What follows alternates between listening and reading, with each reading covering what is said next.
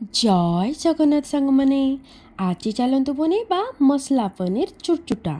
ତ ମୁଁ ଏଇଠି ପ୍ରଥମେ କିଛି ପନିରକୁ ଛୋଟ ଛୋଟ ପିସ୍ କରି କାଟି ସେଥିରେ କିଛି ଚିଲି ପାଉଡ଼ର, ହଳଦୀ ପାଉଡ଼ର ଆଉ ହାଲକା ଟିକେ ଲୁଣ ପକାଇକି ଭଲ ଭାବରେ ଗୋଳେଇ ଘାଣ୍ଟି 10 ମିନିଟ୍ ପାଇଁ ମ୍ୟାରିନେଟ୍ କରିନେଇଛି। ଆଉ ଏପଟେ ମସଲାରେ କିଛି ଅଦା, ରସୁଣ, କାଜୁ, ଚାରମଗଜ, କଞ୍ଚାଲଙ୍କା, ଜିରା, ଗୋଟେ ଟମାଟୋ ଉପରେ ଦରକାର ଅନୁସାରେ ପାଣି ଦେଇ ଚିକନ କରି ବାଟି ନେବା। ଆପଣ ଚାହିଁଲେ ଖାଲି କାଜୁ ମଧ୍ୟ ୟୁଜ୍ କରିପାରିବେ। ଏବେ ବସିଲା କଡ଼େଇ, ପଡ଼ିଲା କିଛି ରିଫାଇଣ୍ଡ ଅଏଲ୍ ଆଉ ତା ଉପରେ ମ୍ୟାରିନେଟ୍ ପନିରକୁ ପକାଇ ହାଲକା ଟିକେ ଫ୍ରାଏ କରିନେବା। ଆଉ ଏବେ କଡ଼େଇରେ ଆଉ କିଛି ତେଲ ଦେଇ ସେଥିରେ ପ୍ରଥମେ ଆଡ଼୍ କରିବା ଜିରା ଆଉ ଶୁଖିଲା ଲଙ୍କା ସାଙ୍ଗରେ ଗୋଟା ଗରମ ମସଲା।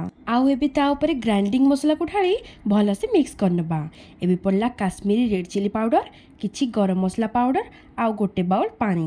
ଏବେ ମସଲାକୁ ସେ ପର୍ଯ୍ୟନ୍ତ କଷିଚାଲିବା ଯେ ପର୍ଯ୍ୟନ୍ତ ମସଲା ଉପରକୁ ତେଲ ନ ଛାଡ଼ିଛି। ଆଉ ଏଇଠି ଦେଖନ୍ତୁ ଆମର ମସଲା ହେଇଗଲା ରେଡ଼ି। ଟିକିଏ ଗୋଳେଇ ଘାଣ୍ଟିକି ଏବେ ଏଥିରେ ଆଡ଼୍ କରିବା ଗରମ ପାଣିରେ ଫେଣ୍ଟିକି ରଖିଥିବା ଅମୁଲ ଫେଣ୍ଟା ପାଣି, କିଛି ସାଧା ପାଣି, ଫ୍ରାଏଡ଼୍ ପନିର, ସ୍ୱାଦ ଅନୁଯାୟୀ ଲୁଣ ଆଉ କିଛି ଚିନି, ଆଉ ତାକୁ ଭଲ ଭାବରେ ଗୋଳେଇ ଘାଣ୍ଟି 10 ମିନିଟ୍ ଫୁଟିବା ପାଇଁ ଛାଡ଼ିଦେବା।